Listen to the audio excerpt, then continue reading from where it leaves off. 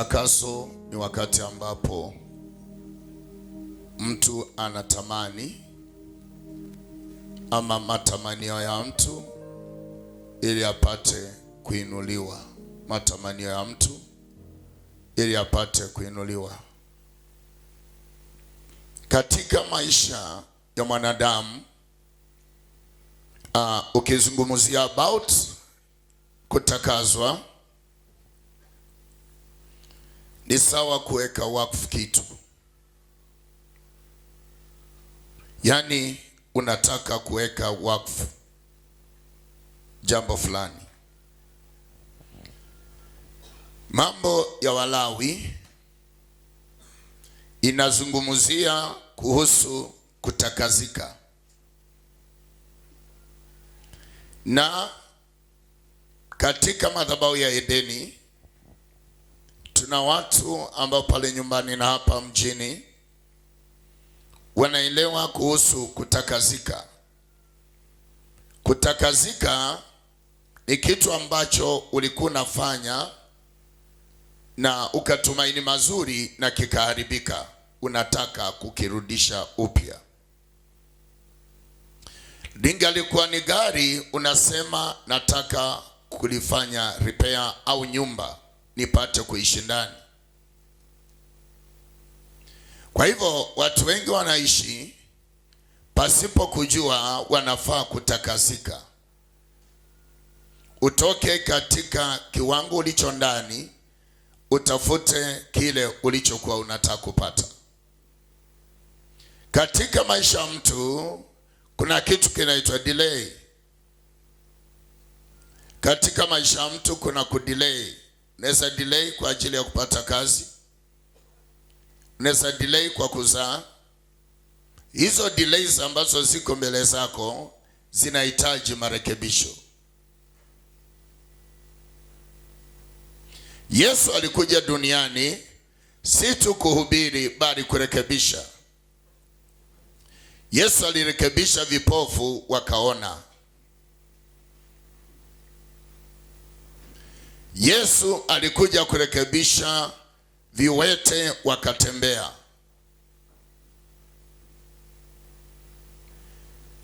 Neno utakazo ni marekebisho. Na mbinu zozote ambazo Mungu ametupa kutumia kurekebisha, wacha tutumie zile mbinu. Kama zinaweza tusaidia kurekebisha kitu, ziturekebishie maisha. Wakaaji wa Jericho, Biblia inasema walikana maji yaliyokuwa sumu. Kwa maana wakaaji wa Jericho walijua vizuri haya maji, ng'ombe zetu zinategemea, mifugo, wakajua watoto wetu wanategemea, lakini haya maji yakawa sumu. Mtu mwenye hana mimba akinywa ako mzima, lakini aliye na ujauzito akinywa mimba zinatoka. Kwa hivyo ilikuwa sumu ya mimba, yanaitwa maji. Na haya maji wa Jericho walitumia kwa muda mwingi. But la ajabu, mifugo zikinywa zinakufa. Zikiwa na mimba, mimba zinatoka, lakini wasio na mimba hawani shida. Utakaso ni kwa watu wanaojua chenye wanatafuta. Na kama uelewi chenye unatafuta, utakaso ni kazi bure. Utakaso na maombi ni kwa watu walio na Roho Mtakatifu. Kama una Roho Mtakatifu, hautajua ya kwamba una madhara. Mtu mwenye hajui kwa nini ako duniani ni kama yule mtu ambaye haelewi maji haya yana sumu. Yanahitaji mtumishi wa Mungu akatubadilishie.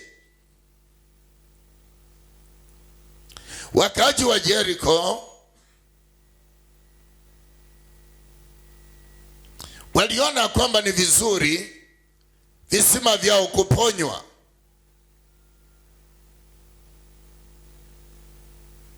Ndiyo sababu nashukuru sana nabii wa Mungu Elisha. Wakamwambia maji haya ni mazuri, lakini shida ina sumu, na hii sumu hatutaki maji yaondoke, tunataka sumu iondoke ndani mwa maji. Tufanyeje? Akatakasa maji na maji akarudi sawa. Nguvu zina ninyi wenyewe, hata zikuangi sana na wachungaji. Nguvu zina ninyi wenyewe. Nyinyi ndio mna uwezo wa kutakazika ama uwezo wa kukaa venye unataka. Sababu nabii aliwaambia, basi ingieni ndani mwa nyumba zenu mniletee chungu kipya, imani mpya iliyo na chumvi.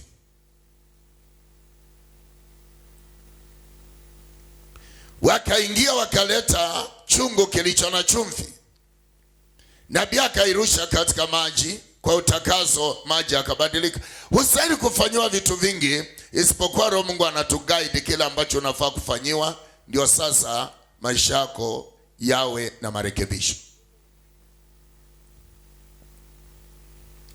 Maisha ya mwanadamu yanakuwa tu kama nyumba. Vile nyumba uliyojenga mwanzo ilionekana nzuri, ikiendelea kukaa inaonekana inazeeka, inaharibika. Hivyo ndivyo maisha ya mtu yanakaa. But mtu aliye na uwezo wa fedha, yeye ungalisha nyumba yake kila mwezi na kila mwaka kwa kupaka rangi na kufanya repair. Itakuwa hivyo safi miaka yote. Lakini asiyejua maisha yake anahitaji repair ya kiroho, utaishi tu kanisani na unakuwa hivyo na unaharibika hivyo na inaisha hivyo. Then unaanza kulaumu kanisa. Ni kwa sababu vitu vingi uliambiwa, lakini kwa sababu hauna bidii. Na sio ati bidii, una Roho Mtakatifu wa kuambia unafaa kutenda. Unajua Elijah na Elisha wakipita Jericho, hawa watu walikuwa tuna yale maji, lakini hawalikuwa hawajapokea imani na Elisha. Elisha aliporudi aliwakuta wana imani, ndio macho yao yakafunguka. Haya maji yanaistahili nabii kuyarekebisha. Lakini mwanzo walikuwa na dharau prophet. Walikuwa wanawachekelea. Wakipita walikuwa wanaambia Elisha, unafuatana nini na yule mtu? Lakini wakati Elisha alirudi wakasema hapana, ndio maji yamekuwa sumu, tutafute mtu, tulikuwa tunadhani atusaidie.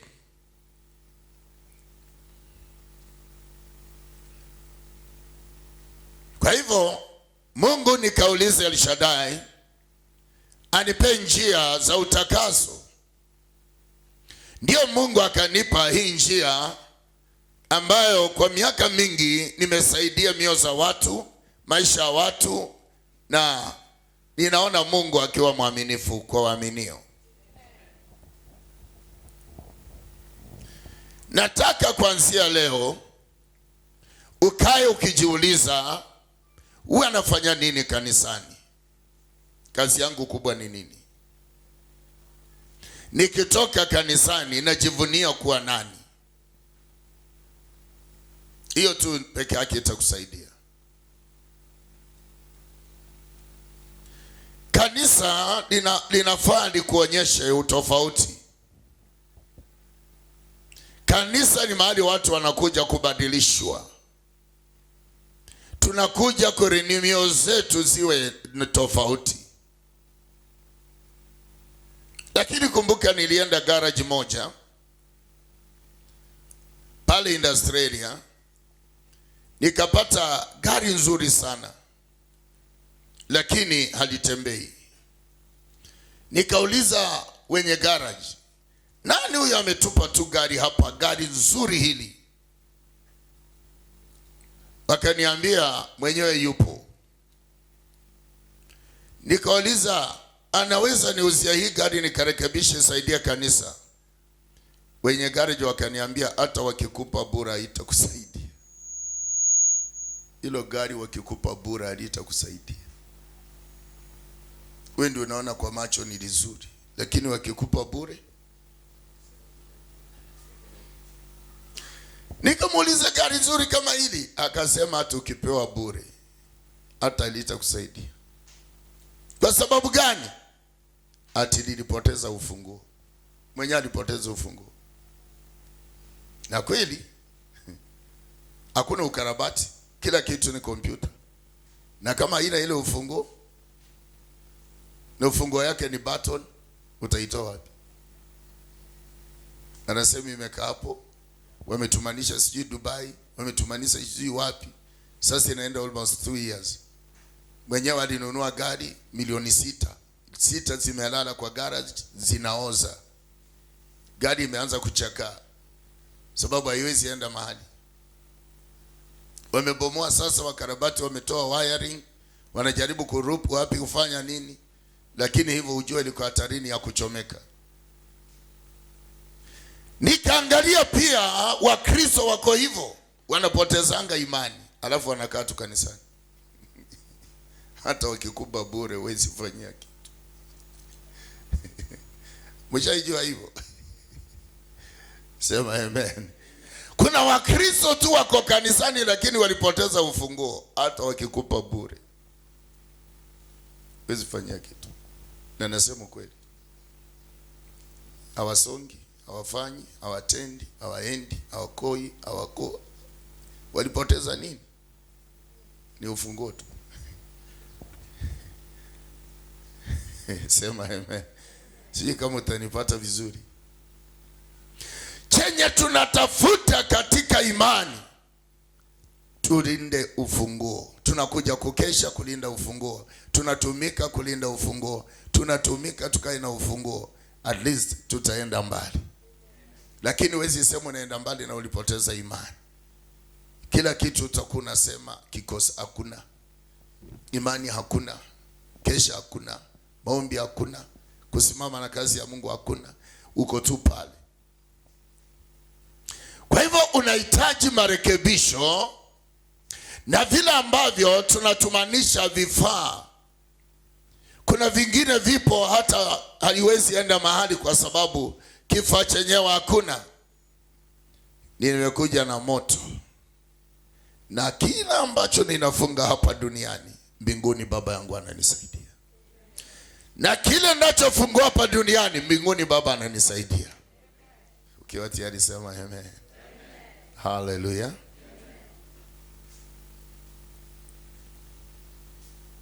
Uishi kwa toba. Uishi katika toba. Linda imani. Mimi Ashedi nitatumia mbinu zote kulinda imani. Mambo ya moto. Ombi la moto litakusaidia aje?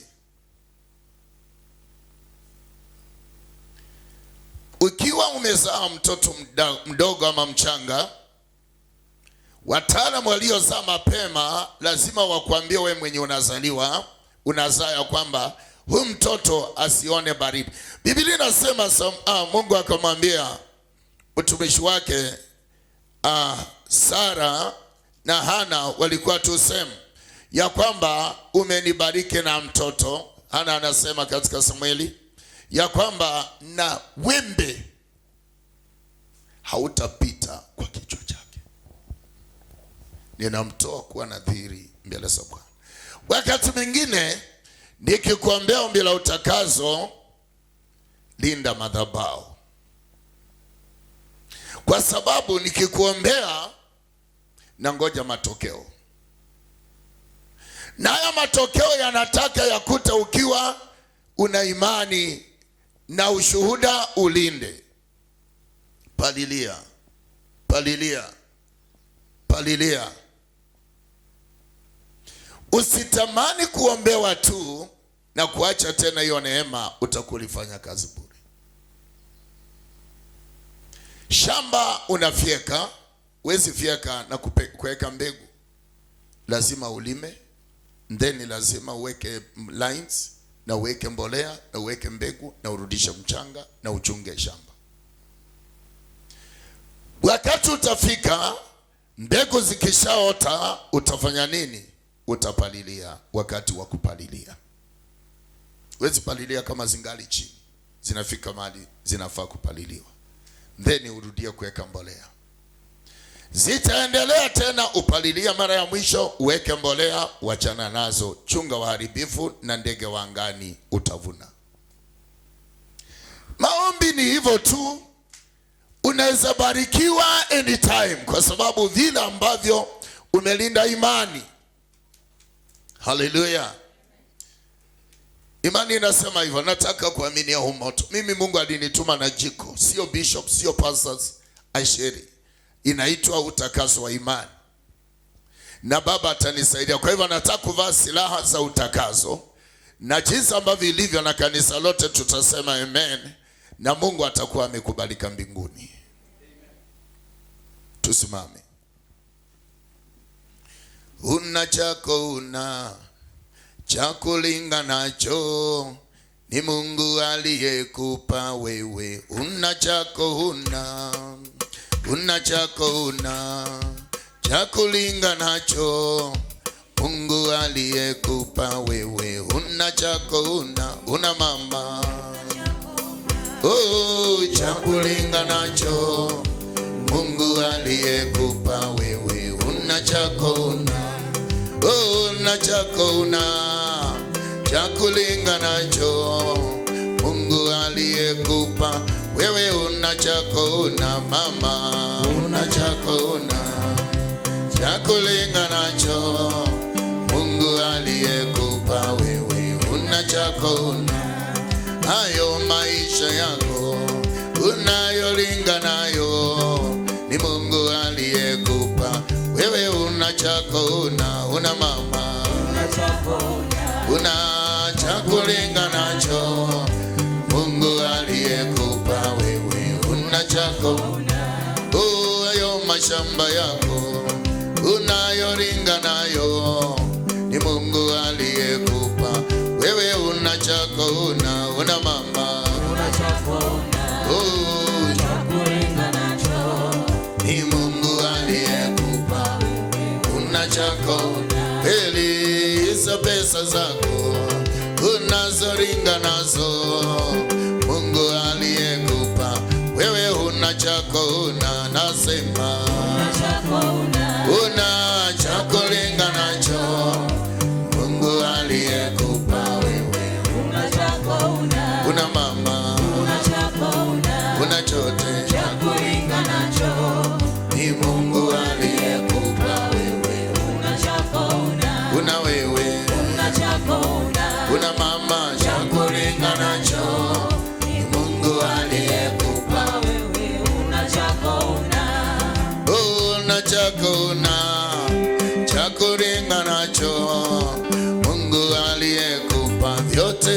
Una chako, una baba, una chako, una cha kulingana nacho, Mungu aliyekupa wewe. Una chako, una kweli, una chako, una wewe, cha kulingana nacho, Mungu aliyekupa wewe. Una chako, watoto wako unaoringa nao, ni Mungu aliyekupa wewe. Una yako, nasema Baba yangu nisaidia mfalme, Yesu nitie nguvu Rabi, kupa.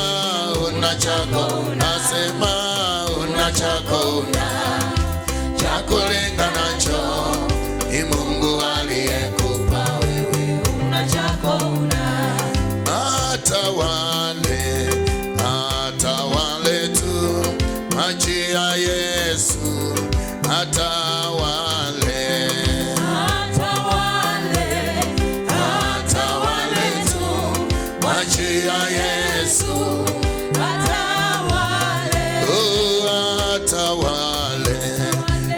atawale tu maji ya Yesu, atawale leo,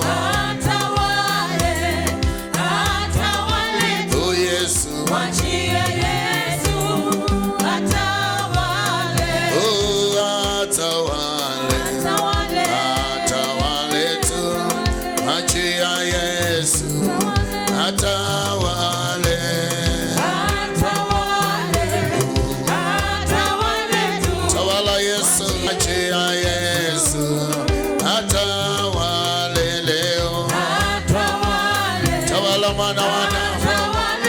Tawala Yesu wa Nazareti, tawala Simba wa Yuda, atawale, atawale, atawale tu, wachia Yesu, atawale, atawale, Baba, atawale tu, Yesu.